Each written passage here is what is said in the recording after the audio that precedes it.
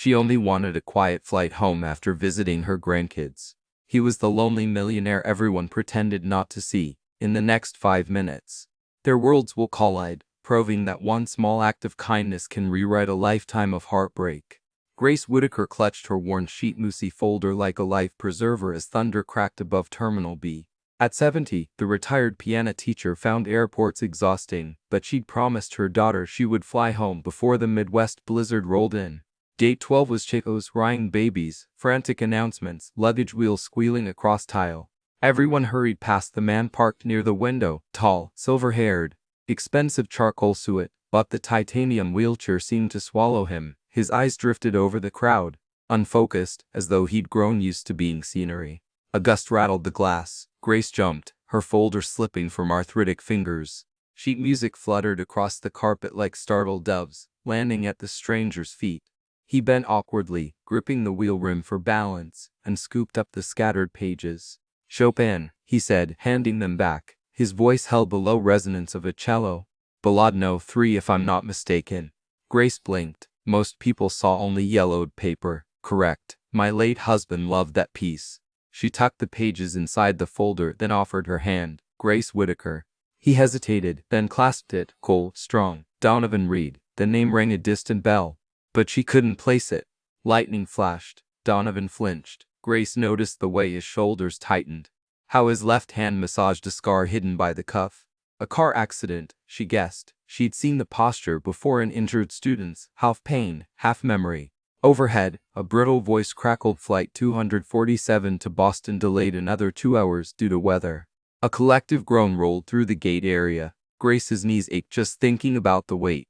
"May I buy you tea?" she asked. "You saved my music." "It's the least I can do." His brows lifted. People usually offer pity, not Darjeeling. "I ran out of pity back in '92, she said deadpan. Donovan's surprised laugh warmed the chilly air. They navigated to the cafe. Grace steadied his tray, noticing how pride made him refuse help with his wheels.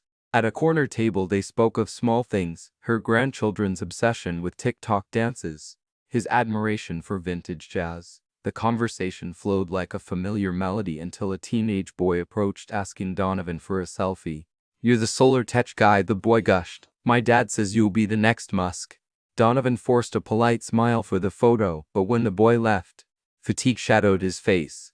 Grace put her wrinkled hand over his. "Must be tiresome, being everyone's headline." "It was easier when I could stand." His gaze drifted to the storm-lit runway. "People looked up to me, no, they look over me." A sharp pang of empathy threaded through her chest. She recalled afternoons after her husband's stroke. The way friends' visits dwindled once laughter turned slow and slurred. "Would you like to hear a secret?" she whispered. "I haven't performed publicly since my Arthur passed. Stage feels empty without him turning pages." Donovan studied her, something softening in his eyes. "Yet you still carry the music." "I carry him," she corrected. The intercom squawked again. "Attention, all evening flights to Boston canceled. Please see ticketing for rebooking." Pandemonium erupted, lines snapped, tempers flared, Grace's shoulders sagged. Hotel rooms would vanish in minutes. Donovan tapped his phone, lips tightening. "My driver can't get through flooded roads." "Ms. Whittaker, would you consider an alternative?" She raised an eyebrow. "I keep a small jet here, business perk I rarely use." He rushed on, seeing her hesitation. "Not charity, companionship. I dislike flying alone. And the plane leaves as soon as the crew files a new plan. You'd be home tonight." Grace's mother's voice echoed from long ago. "Don't trust strangers bearing gifts." But Donovan felt less like a stranger than half the crowd elbowing toward customer service. Still, she needed assurance. "Call your assistant," she said. "Put it on speaker." He did. A brisk woman confirmed tail number, crew and weather clearance in 20 minutes. "No red flags," Grace exhaled. "Very well," she said, lifting her teacup in a toast. "Lead the way, Mr. Reed." On the tarmac, rain hammered the slick concrete. The jet's interior glowed amber, all leather and walnut. Grace settled into a seat across from Donovan, safety belt snug over her wool coat. As engines roared to life, he stared at her folder. "Would you play something?" The cabin piano hooks into noise-canceling headsets. "I haven't touched keys in years." "Then tonight we both reclaim something." He gestured to a compact electric keyboard nested into the side console. Grace's fingers trembled. She slipped on the headset, closed her eyes. and let Chopin flow. The notes wove through the cabin, soft but unstoppable, like rain finding its path. Halfway through, a quiet sniffle crackled in her earphones. She looked up. Donovan's eyes glistened. My mother played that while my father served overseas, he murmured. I haven't heard it since she passed. Grace finished the final Carpeggio, heart-thudding. Silence blossomed, full, not empty. Thank you, he said. You've given back a piece of my childhood. And you, she replied, just gave me a stage. The jet sliced through clouds, moonlight bathing the aisle. Donovan cleared his throat. I host a charity gala next month, raises scholarships for disabled musicians. Our headliner canceled yesterday. Would you consider performing?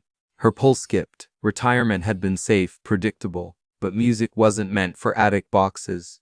I'll need practice, she warned. I have 2 concert grands at my place outside Boston, he said. Stay in the guest cottage, no strings, just pianos. Grace chuckled. You're relentless. I'm determined, he corrected, eyes gleaming, determined to surround myself with people who see more than wheels and headlines. He hesitated. People like you. Warmth spread through Grace's chest, as comforting as the blanket folded over her knees. She pictured mornings in a sunlit music room, afternoons trading stories by a fireplace, evenings coaxing dormant melodies from ivory keys. For the first time since Arthur's death, tomorrow didn't feel like a burden. The plane began its descent. City lights sparkled below Boston, steadfast and familiar. Grace turned to Donovan. Mr. Reed, one condition. Name it. You let me teach you a duet. 4-hand arrangements were my specialty. A slow smile curved across his face. Grace, you have a deal. He extended his hand, not businessman to contractor, but friend to friend. She took it, their palms pressing together, music humming quietly between them. As wheels kissed the runway, Grace realized the storm had followed them only so far. Ahead waited dry skies, open doors, and a grand piano yearning to sing again. And beside her sat a man who understood that even broken things could make beautiful music, especially when played together.